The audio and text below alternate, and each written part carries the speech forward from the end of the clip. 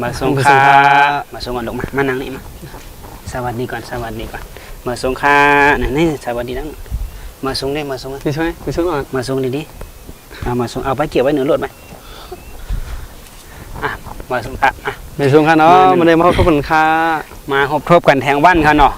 เลยยากกันก็คือเขาเนาะอ๋อใส่ข้าวอ่ะคือมายากันขึ้นปองค่ะเนาะมาครับพี่น้องไม่มากินนี่ค่ะกินปลาครับเนาะปลาหนึ่งอ๋อใส่ข้าวปลาหนึ่งจ้อมกันค่ะปลาหนึ่งตัวใหญ่ๆ2ตัวเขาเนี่ยในน้ำจิ้มค่ะเนาะน้ำจิ้มค่ะในแดมราดก็ได้หู้อยู่ค่ะเนาะข้าวเหนียวนี่ค่ะเนาะข้าวเหนียวว่าผมจะข้าวเหนียวก็ข้าวเจ้าหน้านี่ค่ะเนี่ยโอ้ยฮัลโหลในข้าวเจ้าเมียนได้ขายก็ว่าปีข้าวเลยข้าวเลยเอาปิ๊กเปล่าเอาอยู่เอาพี่บอกเอานอนมาคุณก็มากินข้าวจ้อเหมือนกันเนาะต้องข้าวอุ่นๆไม่แหนี่ดำใส่ยังพี่บอกใส่รสใส่ก็หวานๆอะไรมาค่ะพี่น้องมาค่ะก็ว่าค่ะกินข้าวจ้อเหมือนกันเนาะมาพบกันย่ำกลางในค่ะนะโอเคกลางในไว้วันมาเยอะหัวค่ำจะคนไหนเนาะคนไหนครับคนไหนโอ้นี่ค่ะน้ำจิ้มแห่ปลามาครับพี่น้องมาลูกกินก็ลูกมานะกดไลค์กดแชร์ให้สวัสดีค่ะเนี่ยสวัสดีก่อนสวัสดีนี่สวัสดีค่ะกดไลค์กดแชร์ให้หนูหน่อยค่ะเนี่ยกดไลค์กดแชร์ให้หนูหน่อยค่ะสวัสดีค่ะเนี่ยกินพี่หนุ่มครับสวัสดีสวยๆสวัสดีค่ะนี่มาค่ะคุณพ่อครับกินจะเหมือนกันเนาะกินปลาหนึ่งนี่ค่ะกินปลาหนึ่งค่ะพี่น้องมีเหลือน้ำ5ในส่วนมือยังโด่งยามือยิดไว้ในตั้งปลาหนึ่งแน่นั่นเขาอ่ะนะอย่าสั่นจับมือค่ะจับมือค่ะนะอย่าสั่นจับมือค่ะเข้มเลยค่ะน้ำสุดแล้วค่ะมาเอาใส่ในข้าวในค่ะนะมาค่ะกูก็มาเป็นเนื้อของเข้มน่าสักเข้มดีด้วยครับนี่ครับพี่น้องมากินปลาจ้าเหมือนค่ะอร่อยอร่อยไหมอร่อยแล้วจีมีส้มเลยใช่มาส่งกูก็ค่ะไปส่งข้างในค่ะเนาะไปส่งกูก็ค่ะน้ำข้าวตัวมาลูก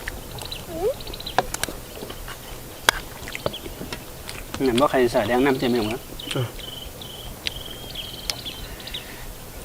ผักกดไลค์กดแชร์บ้างค่ะกดติดตามมันบ้างกันเนาะกดไลค์กดแชร์ปันแห้งใจฟังค่ะเนาะโอเคใช่ค่ะก็ไม่ได้นั่งเปลี่ยนก็หายก่อนนี่ใกล้ๆยากันขึ้นอินเขานะใช่ค่ะในก็เด็ดมีน้ำจิ้มค่ะมันในได้มันกินน้ำจิ้มด้วยมันมีผักกันเนาะผมมีผักกับมันนี่ผักกับมันดื่มแบบเขากินข้าวเลยกินปลาเลยกินน้ำจิ้มด้วยนะอร่อยสุดๆเลยนะ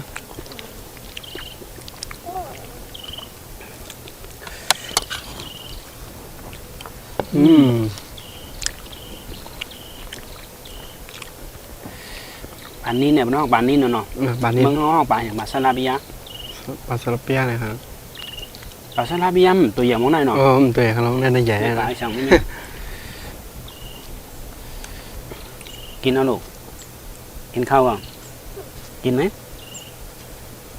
กินปลาได้ไหนอ่ะกินปลาลูกอย่าไปกินปลาเกล็ดเกล็ดหมกกระเทศวันนี้อร่อยให้หมกกระเทศไม่เหมือนที่พ่อใส่หมกกระเทศน่าจะนี่มันน้าวปลาหนึ่งมะนาวก่อนเนาะปลาหนึ่งมะนาวมาพี่น้องมาอยากกินมะนาวไหมน้องอยากกินเนาะพ่ออยากกินมะนาวจิไม่เอามันเปรี้ยวหรอกไปชมค่ะเนาะไปชมกูค่ะมันชงก็ครับ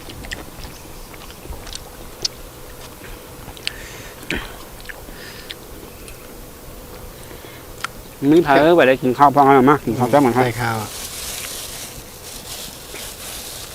มันให้เฮ็ดปลาหนึ่งมา2 ตัวครับ2 ตัว2 ก้อน2 ตัว2 ก้อน1 ก้อนโตๆนี่ค่ะ ห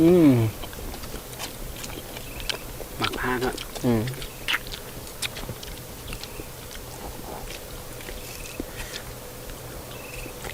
อร่อยเนาะแคบ โคตรอันนี้อินเอาแหลมลองจางก็เป็นมีเสียงนกเสียงหนูอินเนาะ ใช่ครับแคบเนี่ย เสียงนกที่จิ๊บจ้าไหนมาลูกมาอยากขอเรียนไกลลูกมา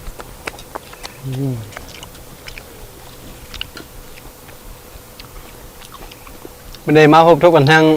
ย่ำกลางในค่ะเนาะย่ำโหนในค่ะ ตามคนหนัง นะครับ ห้องแดดดึกขึ้นค่ะเนาะ ใช่ครับ ห้องดึกอุ่นดึกแคมค่ะเนี่ยกวนลูกลาเขาได้ไหมลูกกวนหาขิงเนี่ย ใช่ครับนะเป็นดุกได้ข้าว นี่จ้าสายกินลงในกันเนาะลูกเจ้าอิน ใส่กินด้วยลูกเจ้าอินเลยซื้อก็เขาใครพลาดคลิปใหม่ๆตั้งนานในอย่าลืมกดไลค์กดติดตามมันพ้องกันเนาะผักกดไลค์กดแซนพ้องค่ะ สายกินลงค่ะเนาะสายกินลงสายกินร้าย ทำเลยค่ะ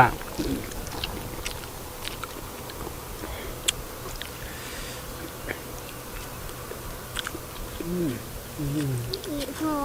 มองไม่เห็นแล้วแหละ อะไรลูก มองไม่เห็นแล้วน่ะ มองหายเดียวดับเอาเหรอไม่ดับหรอก มองไม่เห็นอ่ะ มองเห็นจริง มันมองไม่เห็นแล้ว เป็นอะไรเป็นของเพื่อนของแคม ใช่ไหมแม่ เพราะเลยลงมาหญ้ากันก็คือกันเนาะ ใช่ครับช่วงช่างโควิดเนี่ยห่างหายกันไปถึงอีกแล้วนะ หายเย็นซอยๆก่อนเนาะ ครับ เย็น ใช่ครับ สีเดี่ยมด้วยค่ะเย็นซอยๆ ยินซอย เย็นซอยๆครับพี่น้องพินผายอินกว่า ๆ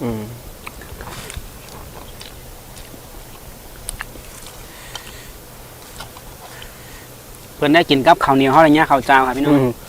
ฟ้องแคมเขาว่าเขาซาเขาเดียวกันนะเนาะ แอบเขาซื้อมาแอบเขามาเหรอเนี่ย อ่า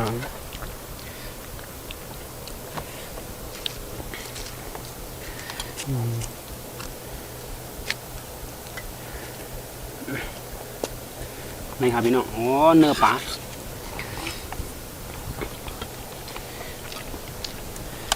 เนื้อล้วนๆเลยครับ เนื้อร่นอร่อยครับ สุดยอดครับพี่น้องอะไรลูกเล่นโฮมันลูกเหลียบไหม พิมพ์ตั้งให้แน่นอน พินตัง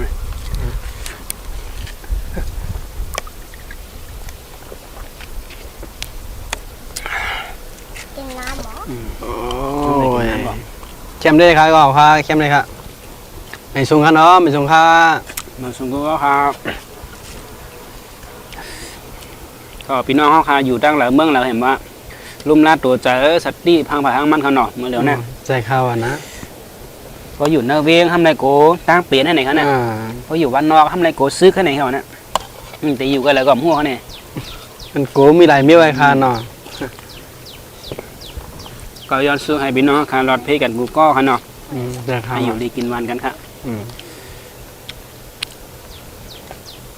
โกซึกได้โกซึกอันนี้ก็นัดซื้อค่ะเนาะข้าวขาวเทียมนัดซื้อครับ นาดก็ไต้หู้อยู่ค่ะเนาะ ครับ ปลายเป็นพุงเวนพุงปลายเป็นพุงเวนพุง เล็กอะ มันไปหัวปักหัวเฮงค่ะนะก็ค่ะนะมาค่ะเขากินบ้างมันค่ะเนาะในค่ะเนาะ ย้อนสู้ให้เมืองเขาเจียวกัดเย็นค่ะเนาะ ไปลูก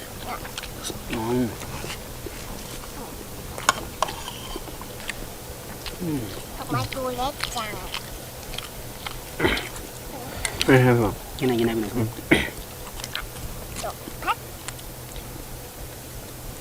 คือหนองจัง ลูกเมียนะเข็มพวกคุณตัวเอาขามากินซ้ำมาเข้มๆพาหน่อยนะจะเลยคุณห่านนี่ค่ะไอ้ก็ฮะ กินก็กำสองกำเนาะ กินก็กำสองกำเลยค่ะนะ ความกันกินสองหวานครับพี่น้องมา ใช่ครับ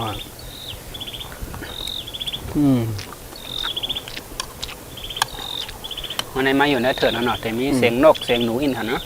ใช่ครับ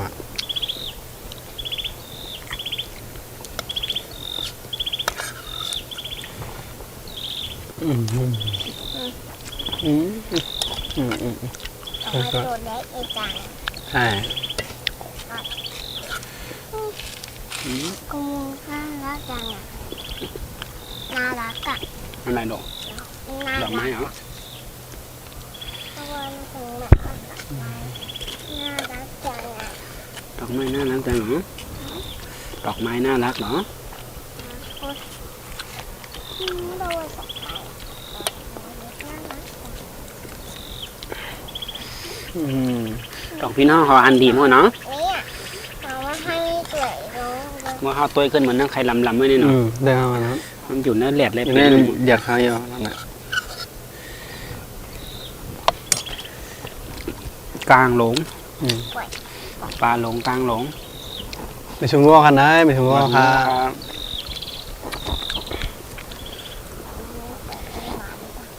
เผื่อมีตาหันถึงเจ้าหึงก็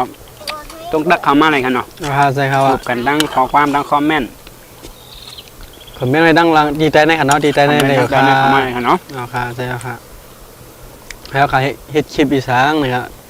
คอมเมนต์ไว้เลยค่ะ เพราะว่าตั้งเป็นไฮมาเหลือในได้เอาแต่มีเจิงป๊อดถ้าจังสิ่งที่ไหนดีมีไม้ค่ะเนาะ อ๋อใช่ค่ะใช่ค่ะ เมื่อเหลียวในได้ตีให้อย่างเด็ดดีก็ตึกไรสติอีกนะ ใช่ค่ะนะตั้งเปลี่ยนก็มีนี่ค่ะเนาะ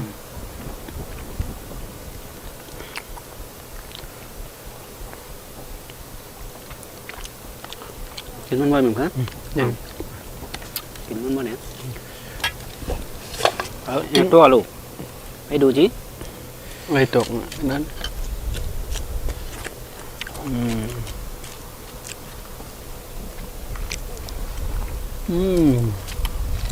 อร่อย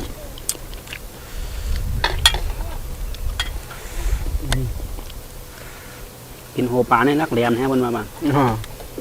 กินโหนี่นั่นนี่รักอิน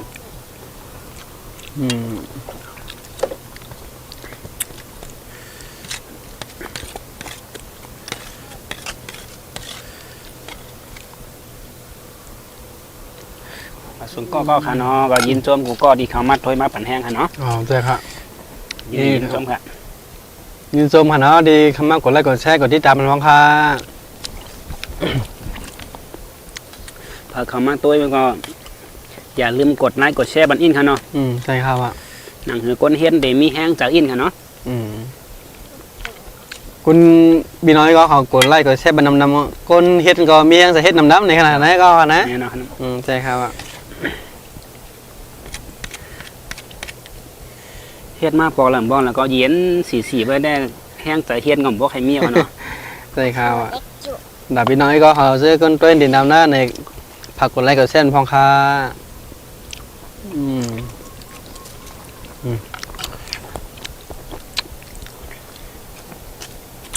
ปลาลูกนี่ก็ให้ไหนกินดีๆมันเนาะ มาลูกค่ะ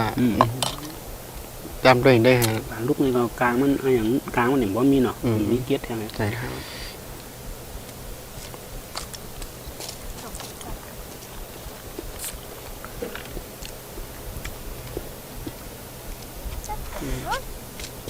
ดูปลาพี่เนาะ